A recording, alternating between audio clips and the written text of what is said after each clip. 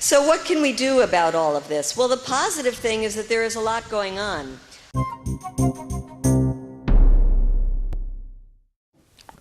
Hello, my name is Stanley Heller. Welcome to The Struggle. The Struggle is shown on 21 cable stations from Vermont to New York City, on the internet at thestruggle.org. We begin with a New Haven protest against the appearance of a rock musician. His name is Ted Nugent, and many people in the area were infuriated by comments he made around the Trayvon Martin case. He called Martin a gangsta wannabe and complained about a supposed mindless tendency to violence in the black community. Thousands wrote to Toad's Place and asked that Nugent's performance be canceled. We'll show you what happened. Then the conclusion of Medea Benjamin's talk in New Haven. In this section, she talks about what ought to be done to rein in the drones and the U.S. wars. Finally, comments from film director Rick Rowley after a showing of his film Dirty Wars up in Hartford. Shut it down! Go home! Nugent, go home! Nugent, go home! Nugent, go home! Guilty! Guilty! Guilty! Guilty! Well, what we're seeing here is we're seeing that Toad's Place, which was considered by the New Haven community to be a community center welcoming of all people, broadcasting that they're inviting a racist bigot, a fascist to come perform on their stage. And despite the pleas of the community, despite a petition that over 3,000 people in New Haven signed, they still refuse to cancel this show, even despite Ted Nugent's disgusting remarks about Trayvon Martin, his family, and people of color in general. What kind of things has he said? He said that Trayvon Martin is a wannabe thug who got justice and that Zimmerman only got a sliver of justice. He said that black people are a different breed of man. The list goes on. So who are the groups here? Who's We have the Answer Coalition. We have the Answer Coalition from New York and Connecticut. We have Women Organized to Resist and Defend. We have My Brother's Keeper with Barbara Fair. We have Unidad Latina en Acción. We have a number of clergy. We have a number of students. We have the ISO. We have a number of groups here. Are you pleased with the turnout? Yeah, I think we're getting more people coming in right now. It keeps growing. And I think what's important about this effort is that it's a longitudinal effort. And there's been a lot of calls from inside the community to do a continuous longitudinal boycott of Toad's Place. So what we're seeing is multiple families from the New Haven community saying, I'm not letting my kids come here anymore. I'm not coming here anymore, because they allowed Ted Nugent to play and because they didn't listen to what the community needs in this time of grief. Zimmerman on a federal charge. I think they're dragging their feet on it, and I don't think much is going to come of it, because we're living under a racist system where even Barack Obama, being the first black president, is afraid of saying too much on the issue of Trayvon Martin because he's afraid of coming up as that angry black man. So if you're holding the highest office in the country and you're still afraid of looking at that angry black man, you know we're living in a racist system, and you know not much is going to be done to give Trayvon Martin justice.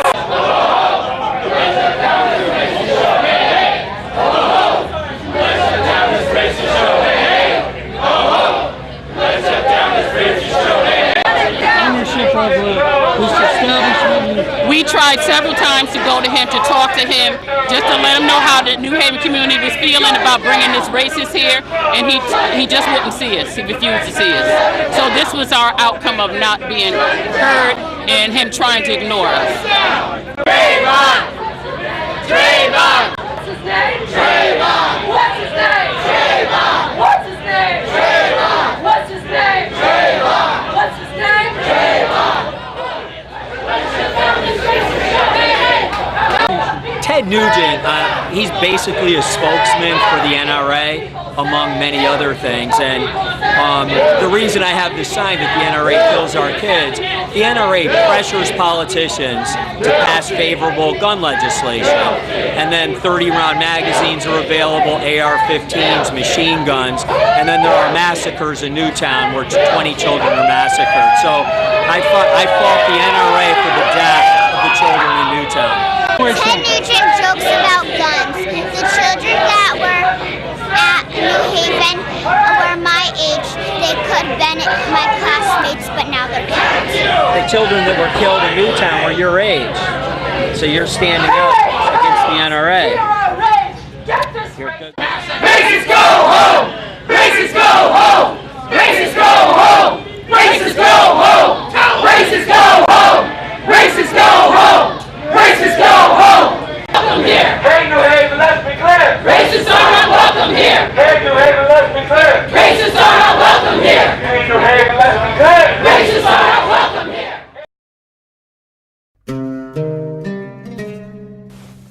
Now the end of Medea Benjamin's talk in New Haven. She had just been explaining how the drone lobby had got a law saying that drones could fly all over the U.S. In the meantime, the FAA has given out special permits to different groups, government agencies, companies, universities, like the university right here in Connecticut, to experiment with drones. But the drone manufacturers are really looking at the police departments because they understand that there are 18,000 police departments in the United States, and they want to sell drones to each and every one of them. And you can imagine after the Boston bombing, the kind of advertising campaign that the drone manufacturers have done with the police stations. So there are dozens of police stations that are now they're testing out the drones. I said that they crash all the time. This one in Montgomery County that you're looking at, they had a press conference to show off their new drone, and was quite funny because as soon as the drone went into the air, it crashed into the tank. And I don't know how destroyed it was, but probably the lesson from that is that we have to get a bigger, more expensive drone. And these police departments, you know, are having a lot of cutbacks in their budgets right now. Well, Homeland Security has come forward and giving out grants to these police departments. In fact, gave a $100,000 grant to this police department to be able to buy the drones. So what can we do about all of this? Well, the positive thing is that there is a lot going on. On the local level, there are already communities, individual communities, that are passing no drone resolutions. And we are passing around a sign-up sheet that's going around now that we hope you'll sign on to, because we want to tell you about some of these initiatives that you can do right here in your own community. Pass a resolution that says a moratorium until we know how these drones are going to be used, or get the ACLU and other groups involved in writing the regulations for the use of these drones. And at the statewide level, there are many states that are involved right now in doing just that. Of course, the drone lobby comes in and tries to lobby the governor, and in a state like yours in Connecticut, they would say, but this is jobs, jobs, jobs. That's why we need from the grassroots a voice coming up and saying, no, we already live in a country that is way too involved in spying on us. We do not want drones overhead that will turn this into a 24/7 surveillance society, and could possibly even weaponize drones and use them against us here at home. On the international level, this movement has really grown tremendously in the last year. I told you that in February of 2012, 83% of Americans said it was just fine to use these weapons. Well, in the past year, there has been a dramatic shift in public opinion, so that the last opinion poll came out and said that there were 56% of the American people. That's a tremendous drop in numbers. And I think it's because of the work that people around this country have been doing to try to dispel the myth that these drones are so precise, that these drones are making us safer. There are protests at bases all over the United States now where the drones are being piloted. There are protests at the headquarters of the manufacturers of the drones. There are weekly protests at the headquarters of the CIA, at the Pentagon, in front of the White House, and in the offices of Congress itself, because Congress has done nothing to do the oversight that it's supposed to do. We're also encouraged now that finally the faith-based community that has been so silent about this has started to stir. I feel that this is one of the great moral and ethical issues of our time, and that we really have to get the faith-based community talking about the drones. So now there are groups of churches and church leaders who are questioning this policy. In fact, there is a reverend who is the head of the National Black Church Initiative, who wrote a very scathing critique of the drones, Reverend Anthony Evans. And he said, "If the church does not speak out against this immoral policy, we lose our moral voice, our soul, our right to represent and preach the gospel of Jesus Christ. This policy should be condemned by both liberal and conservatives, and especially those who love mercy, do justice, and walk humbly before God." There's also the beginnings of a movement at the universities, where universities are starting to do research about what kind of connections are there between their engineering departments and the military in the research of these drones. And on the international level, there are a couple of things happening. One, there is a campaign by scientists and human rights groups that know that this drone research is leading us into something even more disastrous than what we have, and that is autonomous drones that don't even have a remote pilot. They're drones that are pre-programmed to go out in swarms and go kill. And so this group has come together to try to stop the use of what they call killer robots before this has even started, and get a ban on them at the United Nations. There also is at the UN complaints and calls for investigation, and finally there's a study being done by the UN into potential war crimes by the United States and Israel for the use of these lethal drones, and that study should be coming out in the fall. We're very anxious to hear what it comes out and says. And in the meantime, we are trying to reach out to people in places like Afghanistan, Pakistan, Yemen. One of our staff people right now is in Pakistan and wrote to me today how she is meeting with drone victims because we're trying to bring them here to the United States. There has never been a family member of a drone victim in the United States, never allowed to come in.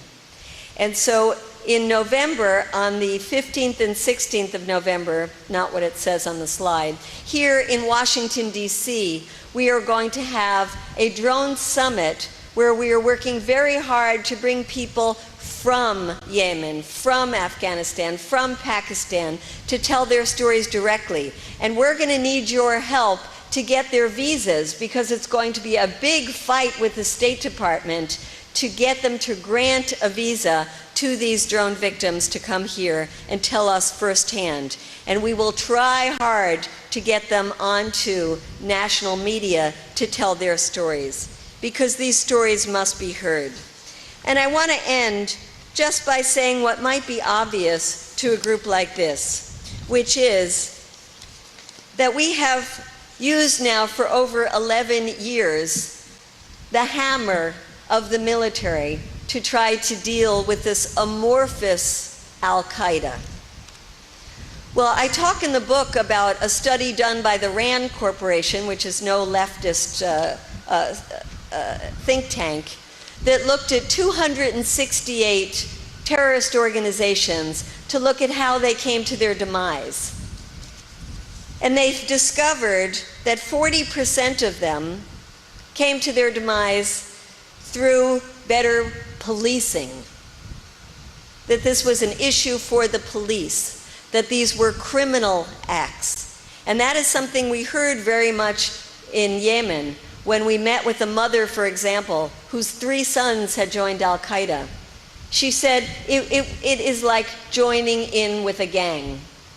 And you should think of it in the United States as a young person who got in with the wrong people for a variety of reasons. They need rehabilitation. They don't need to be killed with a drone. 40% reincorporate them into the political system through negotiations, through rehabilitation. And only 7% of these terrorist groups were ever, quote, defeated through the military. Well, after 11 years, I think we ought to conclude that the military way just does not work. And that all we are doing now is feeding the military-industrial complex. All we are doing is feeding the companies that profit so handsomely from these drones. And all we are doing is perpetuating the cycle of violence. That if countries in other parts of the world only know us through Predator drones, through Reaper drones, through Hellfire missiles, what are we going to reap but hellfire and hatred? But if they know us through different means, if we reduce dramatically our military footprint by bringing our soldiers back from Afghanistan, by closing the over 800 military bases we have in other people's countries, by strengthening our State Department, the diplomatic arm of our government, by talking to our enemies, by funding development projects that can bring people out of poverty, and think of the trillions of dollars we have spent on war and how much good we could have done in the lives of poor people around the world. If we show friendship, if we show mutual respect, if we show love, put this together in a package, and what will we reap? We will reap respect, we will reap friendship, we will be much more loved around the world, and we will be safer here at home. So let's ground the drones and the wars and build the peace. Thank you so much.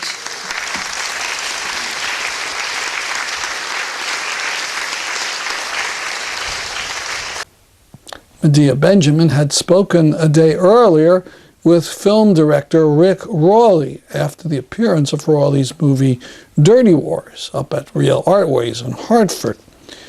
He has directed many movies, including Zabatista and This Is What Democracy Looks Like, and Deserter. In the Q&A afterwards, Rowley was asked a number of questions, the first of which is, why is the U.S. involved in so many wars? I mean, we're very careful in the context of the film to be strict journalists and to only say things that we can absolutely prove concretely with the material we have there, and allow people to sort of draw their own conclusions outside of that.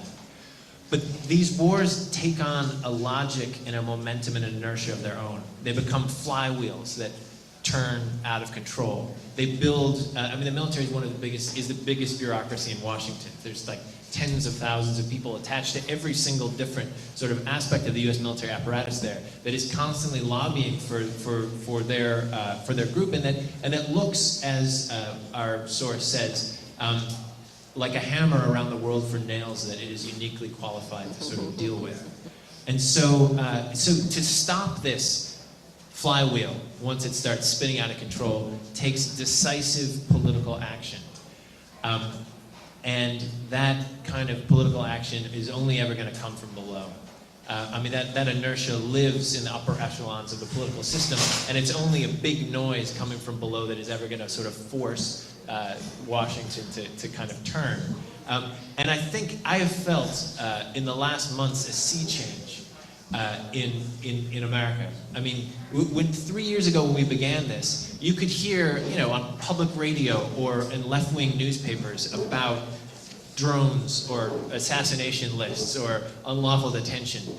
But in the last few months, that discussion has worked its way off of the fringes and onto the editorial pages of the New York Times and the Washington Post. I mean, I don't always agree with what they say there, but the debate has worked its way onto that stage. And, I mean, Medea made a famous intervention in the president's speech about national security, but that was the first time that a president of the United States, since in 12 years, since the launch of the global war on terror, has addressed the core elements of this covert war in public.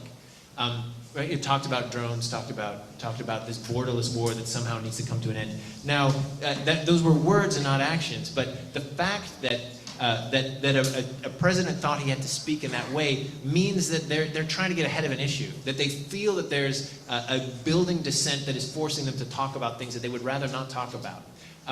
Now, it is my hope and my belief that we can be part of a moment when that dissent becomes strong enough that those words will have to be turned into action. And I don't care what political party is in office. I mean, these programs began under Republicans, continued under Democrats, would continue under Republicans if they were in office afterwards. It's going to be pressure like from below that makes anything change. Rowley then responded to a question about why the major media weren't uncovering the stories about U.S. wars that Rowley had done in Dirty Wars.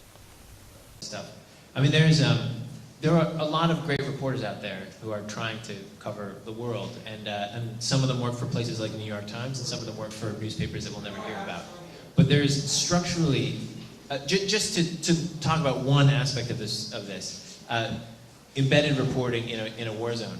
I mean, it's structurally very difficult to unembed yourself and to escape that. I mean, if you're an embedded reporter, everything's made really, really easy for you. I mean, I land in Kabul or Baghdad, and I'm picked up by an armored convoy and taken. I'm housed and fed by the military for free. Every morning I wake up and there's a PAO, a public affairs officer there with 3 stories for me with photos and sound bites and video if I need it. And I can, at no cost to myself or to my network, fill as many column inches or minutes of airtime as I need, as long as I want to be there. So I mean, to break out of that, you have to tell your editor, you know, I'm going to leave all that. I'm not going to give you a story a day. I'm going to give you a story in 3 weeks or 6 weeks or longer. I'm going to spend a lot of money because Afghans or Iraqis will be risking their lives to work with me, and I'm going to have to pay them. I'm going to be risking my life, and you'll be implicated in the risks that I take. And at the end of those 6 weeks, I'll produce a story that maybe people are excited about, or maybe they would rather just hear about, you know, the Thanksgiving dinner that got delivered to like troops on the front line this year. So you know, it's just it doesn't make corporate sense to cover the war unembedded at all. It doesn't make sense on any kind of business model at all. You only do it and take those risks and spend that money because you believe in it for some other reason. So I mean, that's just one sort of aspect of this kind of this puzzle and this problem. He was asked about news media in the countries where the wars were going on. In his answer, he talks about Al-Majla. If you don't know what that is, it's a place in Yemen where U.S. military strikes blew apart scores of children and women. So the question is, there are local reporters everywhere. Why don't we get that? All these things are covered. I mean, the photos of Al-Majla were out. They were published on websites in Arabic like the day after this strike happened. Majla was big enough that it even worked its way into English, and so there was some coverage. Amnesty International did a report on it. But there's another way that things get hidden. I mean, things are hidden because they're classified or they're impossible to get to, or they're covered up. But they're also hidden in plain sight. So they're drowned out in the noise of everything else that goes on.